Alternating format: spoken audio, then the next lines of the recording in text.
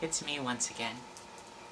So first I wanted to give an update on what's been going on with me. So I went to Pride over the weekend and I got to march in the parade. I got to hold the trans family banner and everything, which I thought was really cool. And it was, going to Pride was really fun because I got to go with my girlfriend and got to see a lot of my friends that I haven't seen in a while. So that was cool. So later on that night, I always end up doing that. Later on that night, we ended up going to the Bounce, which is a gay club in downtown Cleveland.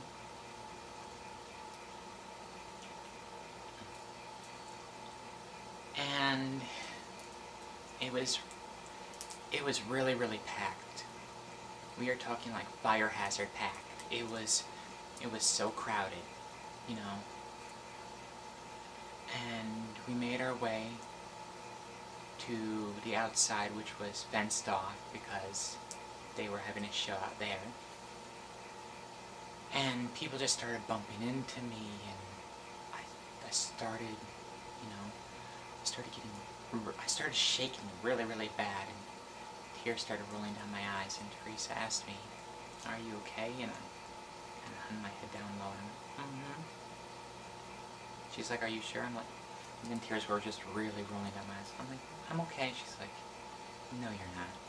And she grabbed my hand and she just started moving me to the back, which I thought was a really sweet gesture. So after we got back there, you know, she handed me a cigarette because I really needed one. And she lit it for me. She put it in her mouth, she lit it, and she handed it over to me. And then she said, "Are you okay?" And then I just really started bawling. I was like, "I'm so sorry, because now we can't see the show as well," and I felt really, really bad. And she's like, "No, don't worry about it. If anyone should be sorry, it's me. I know how you get around crowds, and I know how you feel about being trapped, and I didn't consider your needs." And I was like, no, and then we just apologizing back and forth. And I got to hang out with my friends Samantha and Linda, and drank a couple beers to make myself feel better. And eventually I had to go use the bathroom, so I had to go back through the crowds and I had to wait in the line, which was really absolutely ridiculous. And they eventually ran out of toilet paper while I was still waiting in line. So they had to actually hand a roll of toilet paper through the line, and everyone had to wrap up a couple squares and then pass the roll forward. So eventually I get into one of the stalls, which was a mess. You could tell these girls weren't even sitting on the toilet to piss. They were just hovering and spraying. So I might have actually been better off using the men's room. There was no way in hell I was going to. I mean, I've seen gay guys, just straight out gay guys, just go and use the women's room. So there's no way. But all these women were getting bitchy just because they had to wait in line, and here was another person that if they weren't here, you know, they wouldn't have had to wait this extra 2 to 3 minutes. So while I was in there, you know, in the stall, one of the girls was like, "Well, why does he have to be in here? Why can't he just go and use the guys' room like all the other faggots?" And this really just pissed me off. I mean, as is, I was already emotionally on edge. So I got it done, and I left, and it took me another 25 minutes to work my way back outside, find Teresa, and so on. And then I started bawling all over again. She asked me what's the matter, and I told her. And everyone was comforting me and being like, "It's okay, it's okay." And then I realized I'm making them feel really awkward, so I should stop crying. And I did. I stopped. I'm fine now. "Oh, well, you stopped crying. Are you better?" "Yes, I am. Thank you for asking." And this was fine for a couple minutes until Teresa was trying to hold my hand and pet my arm, which at that point, my mind was kind of going, why is she doing this weird behavior? It makes no sense. Oh, she's trying to squeeze my hand. Well, then I should squeeze her hand. It's only logical.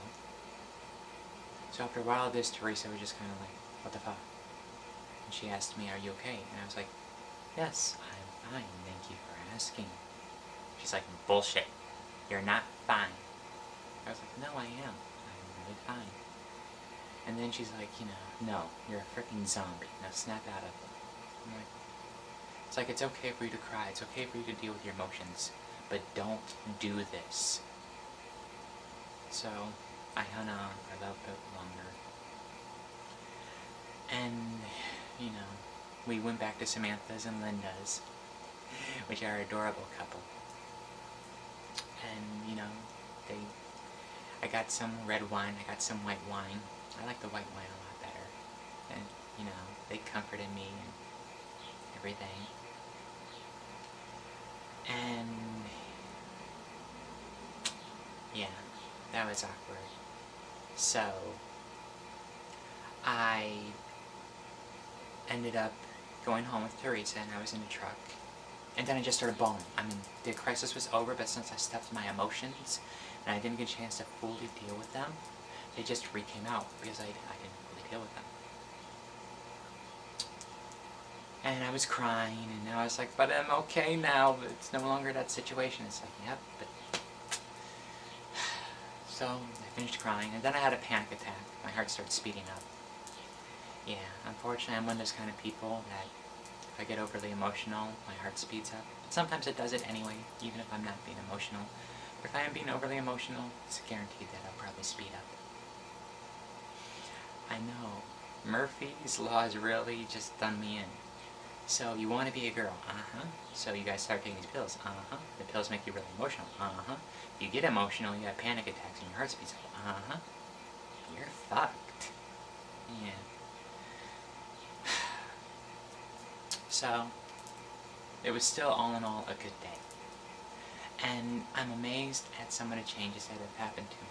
And I'm not just talking about the fact that I developed a little here, but I swear, once upon a time, I swear I would never show off my midriff.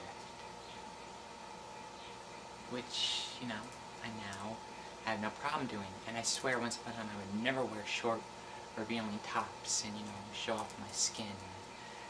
And I swear once upon a time I would never wear sandals. And now I do. And I swear, I would never wear shorts. I still don't wear shorts. I still swear I'll never wear shorts. Which means in 6 months I'll make a video about how I'm actually wearing shorts. But it's all a matter of just becoming more comfortable. As you notice more changes, you become more at ease with the body you do have. You don't feel the need to actually cover it up as much. I know a couple T-boys now that love going out without a shirt on. Greatest thing in the world to them. Well, maybe second, right next to shaving. Which I don't understand. You nick yourself, you bleed, you put toilet paper over it. You nick yourself, you bleed, you put toilet paper over it. I swear, genetic girls, they may have this whole period thing, but I swear I still bleed more during a month than they do. Okay. So, that's my update on what's going on with me. So, this is Ariana Linvale saying thank you.